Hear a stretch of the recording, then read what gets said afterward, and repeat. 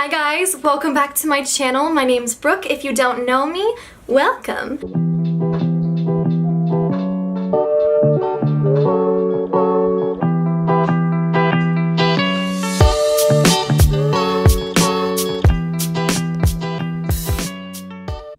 Hey guys, I just wanted to pop on here and apologize for the re-upload, but unfortunately I forgot to mention, and I just needed to mention to you guys that I did make this video all on my own, and these are all my own opinions as always, but I just need to mention that I am working with Sanofi and Regeneron on an upcoming post with Dupixent, so I just have to mention that so you guys are aware of that. But I'll let you guys dive right back into the video, and I love you guys so much, and have fun. Today I want to tell you guys and show you how I cleared and healed up my eczema. Now, I am gonna tell you guys, I am not like 100% clear, like I didn't find the cure or anything. I will show you pictures of 2017 when that's a year after I started vlogging my eczema experience, and I have a whole playlist if you guys want to see the timeline basically. And I would say that's pretty healed. Like, I'm not 100% healed. I still, like, I don't know really if you can see, but I don't really have any right now. So that's yeah. I sometimes get eczema, but 90% of the time, I'm 90% cleared, if that makes sense. You guys have been with me through my whole journey, and I just wanted to show you guys, like, what I did, because I get so many questions from you guys who are asking, like, what did I do? You guys are noticing in my makeup videos that I have a lot clearer skin, and I'm not wearing any face makeup right now. I'm wearing like some brow product and lip gloss because I have to be a little poppin'. Oh, and this is proof for everyone who bullied me, who said my cats were the reason I have eczema. What's up? Like, I have my cat still. I did write notes just because I don't want to forget anything, and I want to make sure that this video is as helpful as it can be. I do want to say, if you're not subscribed, you should definitely subscribe, become a part of the tribe, and yeah, we just have a lot of fun, and I love all of you guys, so, and it helps me out a lot. So just like super quick reference for anybody who's new here who doesn't know my story, I would highly recommend that after this video you go watch my eczema updates playlist, because there's so much that I can't even, like, it would take forever because these are like 20-minute updates, but throughout the years. I've always had eczema, but it got really bad from 2016 to probably last year. With the height in 2017 was like the hardest time, like so horrible, and I've been on every steroid, protopic, like Decenide, like I've tried everything. Oatmeal baths, like the natural route. I went vegan. Like, it was a couple of days, but I still tried it. I know my sister-in-law is like yelling at me through the camera right now because she's vegan and she's very good at being vegan, whereas I was not. I literally ate like potato chips and Oreos, and I was like, this is vegan. Anyway, I've had eczema for my whole life, and it got really bad during that time period, and I basically did everything for it, and nothing helped until this year. I would say probably, I don't know, it's probably been a year since I've had a really bad flare-up. Most of my flare-ups were on my face, and it was just like my entire face. A lot of people thought it was my makeup, and I tried to explain that it wasn't.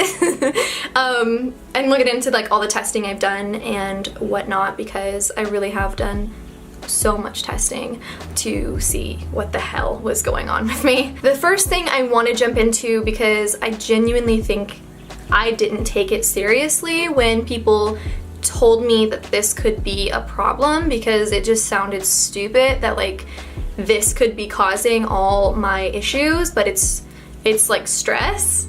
And I know you're like, oh, whatever, eczema makes me stressed, and like, dude, I get you, like, for real, I understand. But really, like, I saw a therapist for a while. I've worked on like meditation, yoga, and just grounding exercises to make myself calm down, and I still battle with like really bad anxiety. Sometimes it's not as bad as it used to be, but I just like, I've worked really hard, and I have a really good group of people who help me, but when it was when my eczema was the worst in 2017, I kid you not, guys, my life, it was the worst point of my life, in my entire life. I was 19 years old, and it was literally like a horror novel. Like, and I'm not being dramatic, it was a really, really, really horrible time. And I was just like, oh well, this sucks. I don't know. I didn't really connect it with my eczema. I was just like, this is really shitty for my eczema to happen and all of this horrible stuff.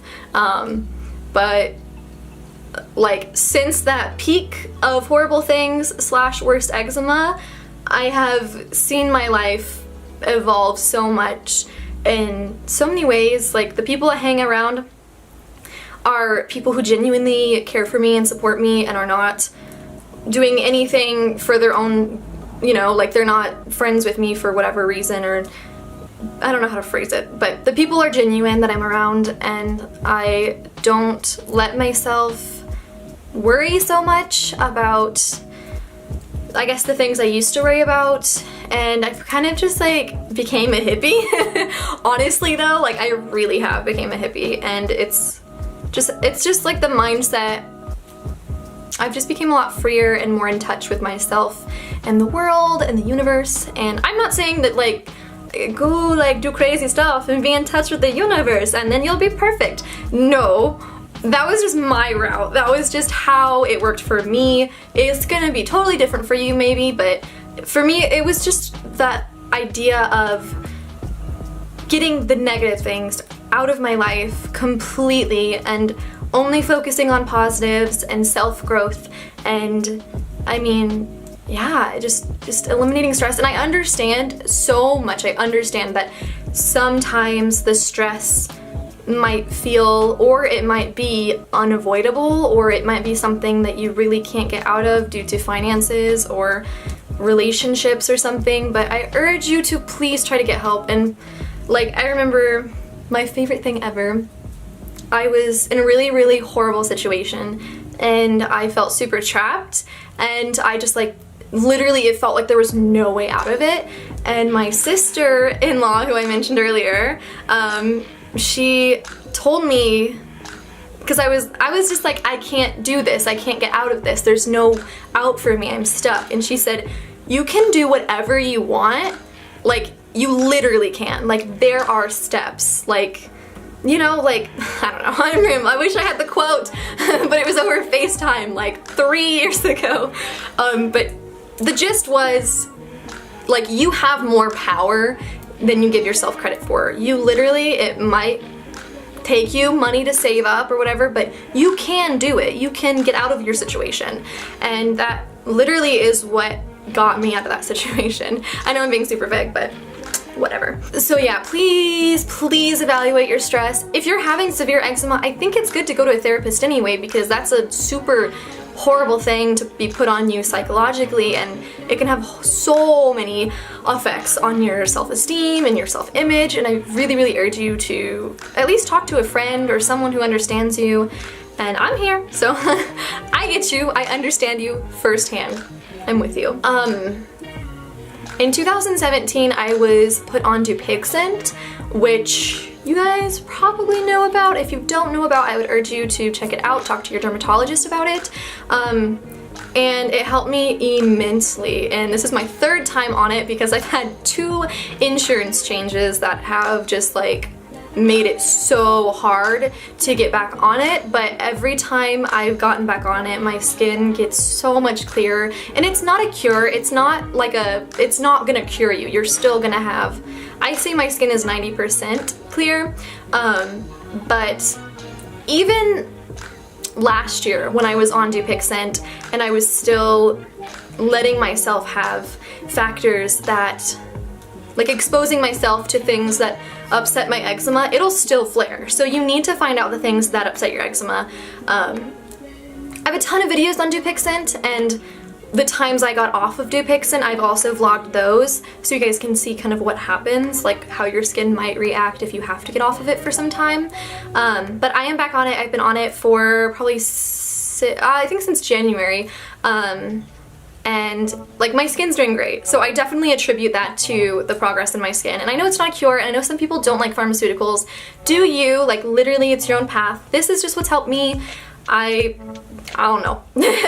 One thing that has been insane for me, like it's funny because I have so many allergies, so many food allergies, and it's kind of like a funny thing. I always see which of my friends knows me the best, who knows all of my allergies, because it's been crazy. I first got allergy tested when I was a kid, but those things change. Some things goes away. For example, I was allergic to cats and dogs when I was a kid, but now I'm only allergic to dogs, which is why my cats don't affect me. Everyone hates my cats and it makes me so mad. In 2017, I was tested for more foods, and I did that, and I also did, it's like an IG test, it's a blood test to see more internally, like I think it's more like stomach-wise rather than skin, how it affects your skin, how it affects your eczema. And the IG test didn't really come back with anything. I wasn't lactose intolerant or anything. The prick test, that's like the most common test, I think. I recommend you do that if you're having eczema. I had one of my subscribers come to me and say like, oh, my allergist won't do it because they think it's not a big deal or whatever. Literally, fuck that allergist. Get a new allergist, because it is a big deal. Like, it's such a huge thing. So I ended up finding out all of a sudden that I was allergic to apples, eggs, all the berries except for blueberry and cranberry, because that's like a thing, I guess, and tomatoes, and a bunch of nuts. But I was like, whoa, I have been taking my medicine every night with applesauce, which is stupid because I didn't know I was allergic to it. Also, I'm just really bad at taking pills. I've gotten better. I had that information, and now I was gonna change my diet, and through that I was like, why does like this certain face product upset my skin? It was like roses and stuff, and I did some research. I found out roses are connected to tomatoes, which are connected to like more fruit, and like being allergic to apples makes me allergic to pears and stuff like that. And so it really led me down a path to self-discovery, but mainly just like it really helped me be like, oh, well, don't use the products with rose. I was using a toner every day with rose in it, and I just didn't know I was allergic to rose. So really, if you get tested, research what foods are connected to it, and then if you want, try those foods. I can have tomatoes once a week. If I do any more than that, I'll start to get facial flares. I cannot have eggs so far. I'm still, I guess, waiting for my body to get over that. Another test I did was the patch test, which is where they put a patch on your back. It tests for chemicals, which was a big thing because my dermatologist was like, everything's on your face. Maybe it's your makeup. And I was like, maybe. It wasn't. I wasn't allergic to anything except for methylchloral isopone or whatever, which is in a lot of shampoos and conditioners. So that's something I've just been aware of now, and cleaning products and dish soap. So luckily my boyfriend does the dishes. And nickel, which kind of led down another pathway where I found foods that are high in nickel, like chocolate, for example, is very high in nickel. And it's not that you can't have it, it's just that you should allot yourself only so much nickel-based food a day, or else you're gonna start to have a lot of that in your system and it might make you flare. And I do notice anytime I eat too much sweets or sugar, as they say, eczema is caused by yeast in your skin, and we know sugar feeds that yeast and makes it grow. And so anything I eat that's too sugary, I might get a little itchy. So it's really just like been a huge discovery of what I'm allergic to, what that connects to, what that means, and like all these different things, just getting myself to understand my body. I haven't used a steroid cream in probably 4 months. And like my body's good. Let's see if we can get some leg action. Like my legs are good.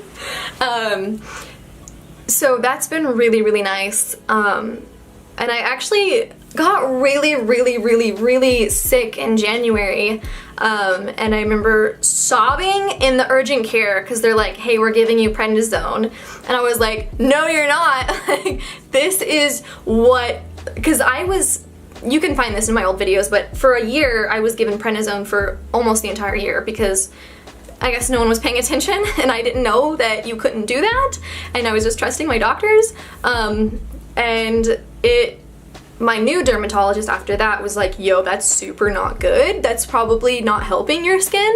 And so they're like, we're giving you prednisone, and I was like, no, I'm not gonna take this. Like, I was literally, it was the day before I was going on a cruise, and I was like, I'm not gonna do this. Like, I'm gonna go on this cruise, and like, I'm gonna be flared, and I'm gonna be in the sun, and it's gonna be horrible, and I'm gonna ruin the vacation. And then my sickness got worse and worse and worse over the next day, until I literally had no voice and had the worst headache and was like, felt like I was dying, and I was like living on ibuprofen and Tylenol, and I was like, whatever, I'll take it. It helps my skin for like 7 days and then it gets worse, so at least I'll have clear skin in Jamaica. And I did. And it never got worse. It never came back bad like it had previously, so I'm assuming that that was just, I guess, like